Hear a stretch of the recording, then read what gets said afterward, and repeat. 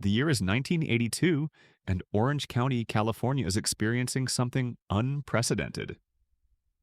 At a church in Costa Mesa, thousands upon thousands of young people are flooding through the doors every Sunday, their hair long, their feet bare, their hearts hungry for something their parents' generation couldn't provide.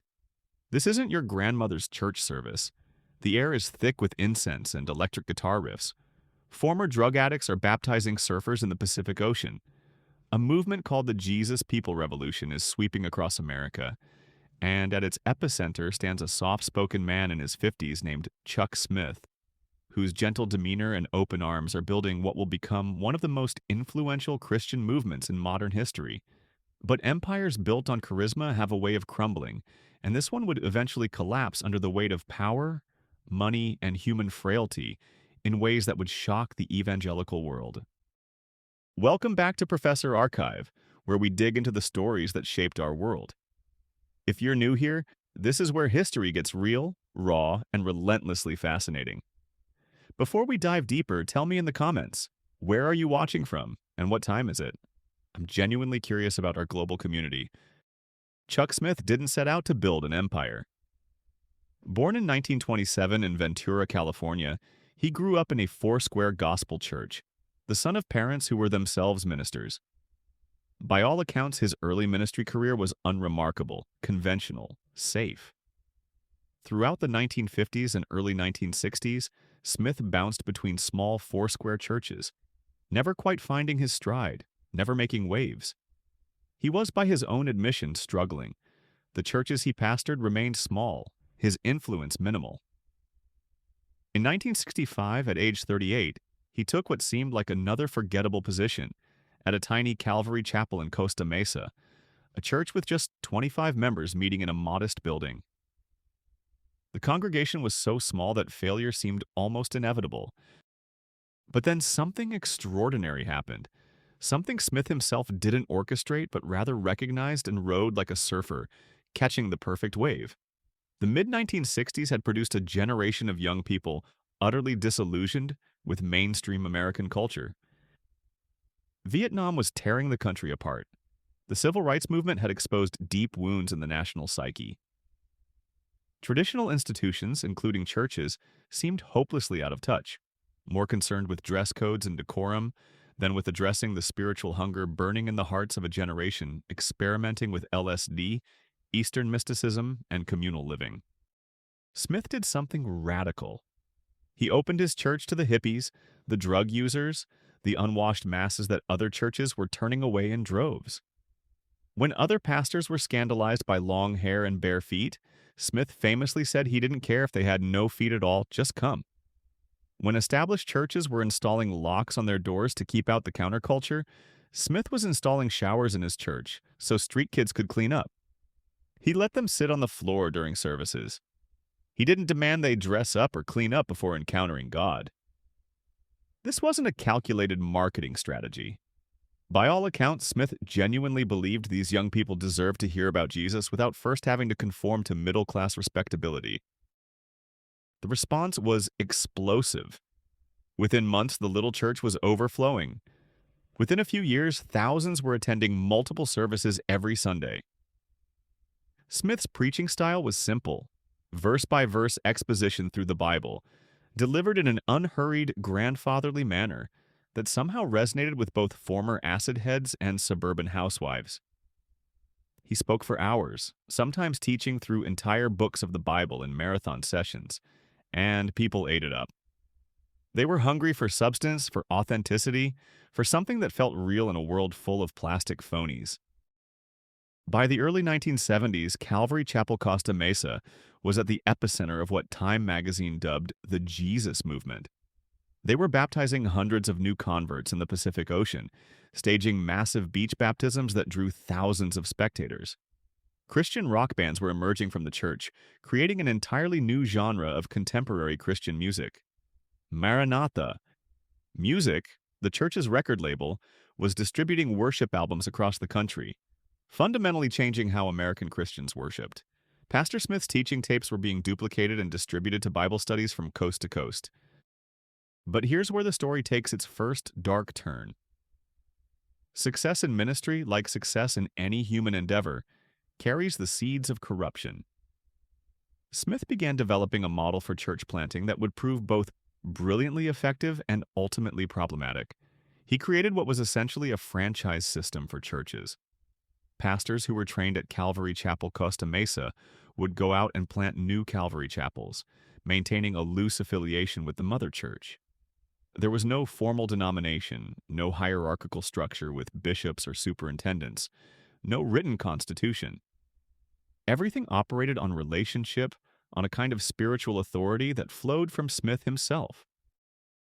This worked beautifully when the movement was small and Smith could personally know each pastor. It became increasingly problematic as Calvary Chapel mushroomed into a network of over 1,500 affiliated churches worldwide by the time of Smith's death in 2013.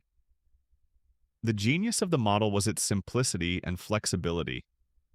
The fatal flaw was its complete dependence on one man's wisdom, character, and judgment, and on the assumption that those he trusted would prove trustworthy. Throughout the 1980s and 1990s, warning signs emerged that should have prompted soul-searching and structural reform. They didn't. In 1993, a scandal erupted at Calvary Chapel, Las Vegas, when senior pastor Bob Coy— No, wait, I'm getting ahead of myself. This was actually a different scandal. The Calvary Chapel network would eventually have so many scandals involving its pastors that they start to blur together, which is itself telling. Let me back up. Throughout the 80s and 90s, individual Calvary Chapel pastors began falling into patterns of moral failure, financial impropriety, and abuse of power. Each time, the response from the network was essentially the same. This is an individual failing, not a systemic problem. The pastor would be quietly removed, sometimes restored to ministry after a brief period, sometimes starting a new church elsewhere. There were no background checks required for pastors, no financial transparency mandated, no system of accountability beyond the personal relationship between Smith and the individual pastor. The movement's anti-denominational stance, which had seemed so fresh and liberating in the early days, was revealing its dark side. Without structure comes chaos. Without accountability comes abuse. But Smith was philosophically opposed to creating formal denominational structures. He believed in the autonomy of the local church, in the leading of the Holy Spirit, in trusting men of God to do the right thing. It was a beautiful ideal that crashed hard against the reality of human nature. By the way, if you're finding value in this deep dive into history, consider leaving a super thanks. It really helps us continue making content like this that goes beyond surface-level coverage. The cracks in the empire really started showing in the 2000s. Chuck Smith was aging, now in his 70s, and questions about succession loomed large. Who would inherit this sprawling network of churches? Who could possibly fill his shoes? Smith's son, Chuck Smith Jr., had been grooming for leadership for years, pastoring Calvary Chapel, Capistrano Beach. But father and son had developed theological differences, with Jr. moving in a more contemplative, less dogmatic direction that didn't sit well with the conservative base of Calvary Chapel. In 2006, Chuck Smith Jr. resigned from Calvary Chapel, a public break that stunned the movement and revealed that even Smith's own family couldn't maintain unity under the Calvary Chapel umbrella. Then in 2012 came what would be the most devastating scandal in Calvary Chapel history to that point. Bob Coy, the senior pastor of Calvary Chapel, Fort Lauderdale, was one of the movement's biggest stars. His church had grown to over 20,000 attendees, making it one of the largest churches in the country. Coy was charismatic, funny, a gifted communicator who had built a multimedia empire, including a Christian radio station and television program. He was Chuck Smith's protege, one of the golden boys of the movement. In April 2014, Coy resigned, admitting to moral failure. The details that emerged were sickening. Multiple affairs, pornography addiction, and credible allegations of sexual abuse going back years. But here's what made it a crisis for the entire Calvary Chapel movement. It turned out that leaders in the network had known about Coy's behavior for years and done nothing. Women had come forward with allegations. Fellow pastors had witnessed troubling behavior. And yet, Coy had been protected, his reputation shielded, his victims silenced. The informal, relationship-based accountability structure that Chuck Smith had created wasn't accountability at all. It was an old boys club where powerful pastors could operate with impunity. The Coy scandal opened the floodgates. Suddenly, victims from other Calvary chapels felt empowered to come forward. Stories emerged from churches across the country: financial mismanagement, sexual misconduct, spiritual abuse, cover-ups. At Calvary Chapel Costa Mesa itself, the mother church, internal conflicts erupted after Chuck Smith's death in 2013. Smith's chosen successor, his son-in-law Brian Broderson, faced immediate challenges to his leadership. Some pastors questioned his theological soundness. Others resented an outsider, someone who hadn't come up through the traditional Calvary Chapel pipeline, being handed the reins. What's your profession, by the way? Drop it in the comments. I'm always fascinated by who's drawn to these historical deep dives. The empire was fracturing along multiple fault lines simultaneously. There were theological disputes about Calvinism versus Arminianism, debates that might seem arcane to outsiders but were tearing churches apart. There were worship wars between those who wanted to maintain the laid-back, guitar-driven style of the Jesus movement era, and those who wanted to modernize with full production worship experiences. There were generational conflicts as younger pastors questioned why the movement remained so heavily male-dominated, so politically conservative, so resistant to addressing issues of racial justice and economic inequality. But perhaps the deepest fracture was about accountability itself. After decades of scandals, some Calvary Chapel pastors were calling for real structural reform: background checks, financial audits, defined terms for senior pastors, elder boards with actual power, reporting requirements. This faction argued that the informal, trust-based system had failed catastrophically and needed to be replaced with something more robust. The other faction saw such proposals as denominating Calvary Chapel, imposing man-made structures on what should be spirit-led, losing the very freedom and flexibility that had made the movement powerful in the first place. Chuck Smith himself, even before his death, had become a tragic figure in some ways. The gentle pastor who had welcomed outcasts and misfits in the 1960s had evolved into a rigid defender of conservative orthodoxy. He had become increasingly political, increasingly dogmatic about end-times prophecy, increasingly isolated from the very counterculture ethos that had birthed his movement. The man who had once said, "Come as you are," was now policing boundaries, determining which churches could use the Calvary Chapel name based on increasingly narrow criteria. In 2011, Smith removed Calvary Chapel Albuquerque from the fellowship because its pastor, Skip Heitzig, had invited a prosperity gospel preacher to speak at an outdoor festival. Smith's action was unilateral, without process, without appeal. It demonstrated both his absolute power within the movement and the arbitrary way that power could be exercised. Heitzig, who pastored one of the largest Calvary chapels in the country, was suddenly cast out. Other pastors watched and wondered, if it could happen to Skip, it could happen to anyone. The question of money deserves its own examination here, because the financial dimensions of the Calvary Chapel crisis reveal how thoroughly the movement had departed from its countercultural roots. That little church in Costa Mesa that Chuck Smith took over in 1965 with 25 members had become a multi-million-dollar operation.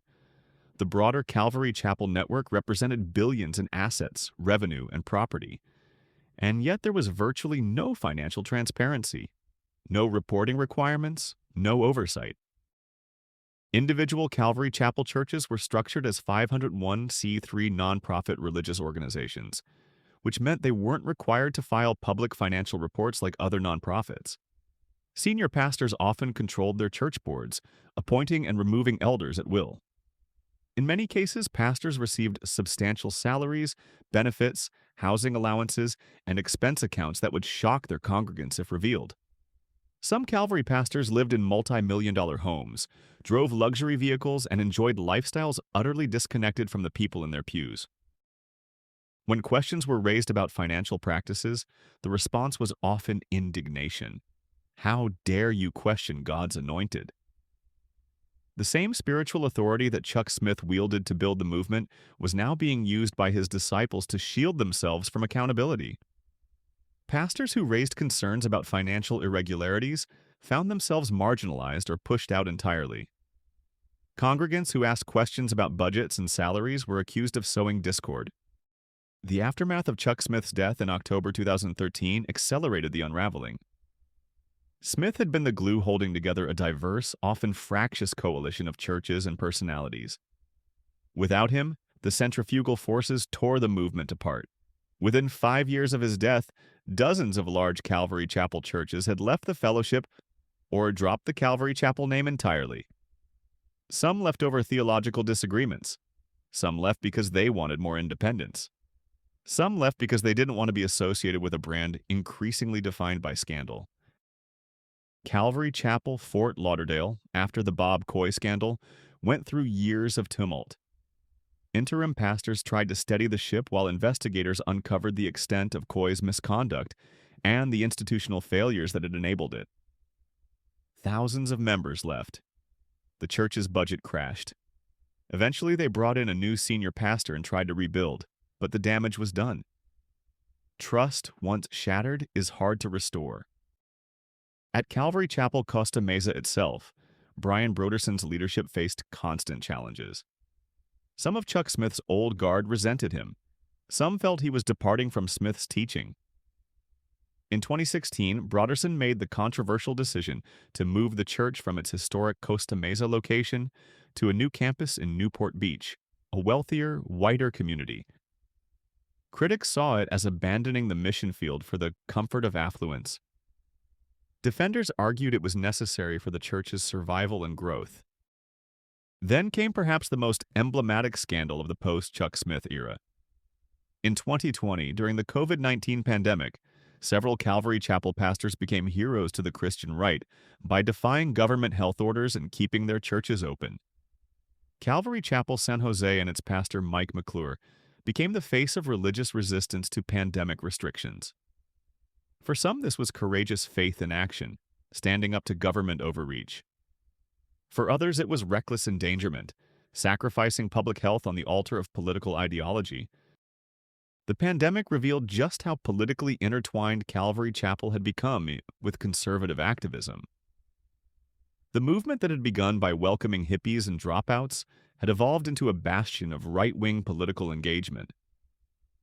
Calvary Chapel pastors were speaking at anti-vaccine rallies, promoting election fraud conspiracies, hosting events with controversial political figures.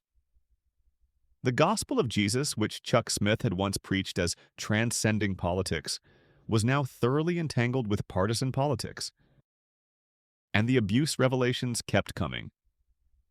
In 2021, a bombshell investigation by the Roy's Report and other journalists uncovered widespread sexual abuse and cover-ups across multiple Calvary Chapel churches. The pattern was sickeningly familiar. Allegations would be made, victims would be pressured to remain silent, pastors would be quietly moved to other positions, and the abuse would continue. The absence of any centralized reporting structure meant that predators could move between Calvary Chapel churches with ease, their previous misconduct unknown to their new congregations. Calvary Chapel. Golden Springs in California faced a lawsuit alleging that church leaders had covered up years of sexual abuse by a staff member. Calvary Chapel Visalia was sued over similar allegations. Calvary Chapel Modesto, Calvary Chapel Tucson, the list went on. Each case revealed the same structural flaw. Without mandatory reporting, without background checks, without real accountability, predators had found in Calvary Chapel a perfect hunting ground. What makes this tragedy especially bitter is that Chuck Smith, by all accounts, was not personally corrupt. He didn't accumulate vast personal wealth. He didn't engage in the sexual misconduct that some of his protégés did. He genuinely seemed to believe he was building something good, something that would advance God's kingdom. But he built it on sand, on the false assumption that spiritual authority and personal relationships were sufficient guardrails against human sinfulness.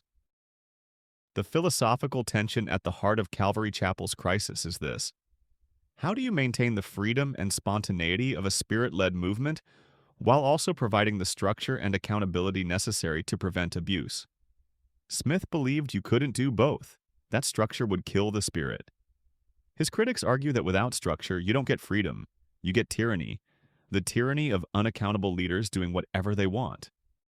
Today, Calvary Chapel exists in a fractured state. There's the official Calvary Chapel Global Network, led by Brian Broderson, which represents one stream of the movement. There's the Calvary Chapel Association, a different network formed by pastors who didn't recognize Broderson's leadership. There are hundreds of independent churches that still use the Calvary Chapel name but aren't formally affiliated with any network. And there are former Calvary Chapels that have rebranded entirely, wanting to distance themselves from the scandals and controversies. The movement's influence has waned dramatically. The cutting-edge worship style that Calvary Chapel pioneered in the 1970s is now the mainstream of evangelicalism, meaning Calvary Chapel no longer stands out in that regard. The verse-by-verse expositional preaching that Chuck Smith popularized has been adopted by countless pastors who have no connection to Calvary Chapel. The church planting methodology has been superseded by more sophisticated approaches developed by other movements. What lessons can be drawn from the rise and fall of Chuck Smith's empire? First, charisma is not character. The ability to attract followers, to preach compelling sermons, to build large organizations says nothing about a person's moral fitness for leadership. Second, resistance to structure is not the same as freedom. Real freedom requires constraints, boundaries, accountability. Third, spiritual language can be weaponized. Phrases like "touch not God's anointed" and "the Holy Spirit is leading me" can become tools for avoiding accountability. Fourth, movements become institutions whether they intend to or not. The choice isn't whether to have structure, but whether that structure will be intentional and healthy, or ad hoc and dysfunctional. Fifth, protecting the reputation of leaders and institutions at the expense of protecting victims is a betrayal of the gospel. Sixth, political ideology should never be confused with Christian faith, and churches that tie themselves too closely to political movements will find their witness compromised. The human cost of Calvary Chapel's failures is incalculable. How many abuse victims suffered in silence because they were told to submit to authority? How many people lost their faith entirely after watching their trusted spiritual leaders fall into scandal? How many families were torn apart by the power struggles and divisions within the movement? How many resources that could have gone to serving the poor and marginalized instead funded the lavish lifestyles of celebrity pastors? And yet, it would be dishonest to pretend that Calvary Chapel did nothing good. Thousands, perhaps millions of people encountered faith through Calvary Chapel churches. The movement did genuinely welcome people that other churches excluded, at least in its early years. Contemporary Christian worship, for better or worse, was midwifed by Calvary Chapel. Many pastors who came through the Calvary system did learn to teach the Bible effectively and did go on to lead healthy, fruitful ministries elsewhere. The tragedy is that these positive contributions are now forever tainted by the scandals, the abuse, the cover-ups, the failures of leadership and character. Chuck Smith's legacy is deeply complicated, a mixture of genuine good and catastrophic failure, of liberation and control, of grace and legalism. He was a man of his time who rode a historical wave brilliantly, but who failed to build something that could outlast him in a healthy way. What are we left with? A cautionary tale about the dangers of unaccountable power. A reminder that structure and accountability aren't enemies of the spirit, but necessary safeguards for human institutions. A sobering example of how quickly movements can depart from their founding ideals. And perhaps most importantly, a call to remember that the message of Jesus is supposed to be good news for the broken, the outcast, the wounded, not a tool for building personal empires. The Calvary Chapel crisis didn't happen because of uniquely evil people. It happened because ordinary people with the normal human susceptibility to pride, greed, and lust were given unchecked power and minimal accountability. It happened because institutions protect themselves. It happened because we're often more concerned with preserving our reputation than with pursuing justice. It happened because celebrity culture infected the church just as thoroughly as it infected the broader culture. And it happened because we didn't learn from history. The same patterns that brought down television evangelists in the 1980s, that plagued the Catholic Church with abuse scandals, that have wrecked countless religious movements throughout history, these same patterns played out again in Calvary Chapel because people believed they were different, they were special, they were uniquely spirit-led in ways that exempted them from needing normal human accountability structures. Where is Calvary Chapel today? Diminished but not destroyed. Reformed but not sufficiently so. Humbled but perhaps not humble enough.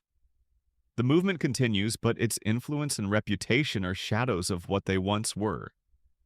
The empire that Chuck Smith built has indeed unraveled, not through external persecution but through internal corruption, not from attacks by enemies but from failures by friends, not from lack of growth but from lack of character.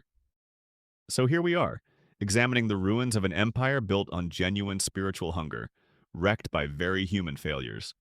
The kids who got baptized in the Pacific in the 1970s are grandparents now. The guitar-driven worship choruses are nostalgic oldies. The Jesus People Revolution is a historical footnote. And the Calvary Chapel movement, once the vanguard of evangelical Christianity, now serves primarily as a warning, a reminder that without accountability, even the best intentions pave the road to destruction.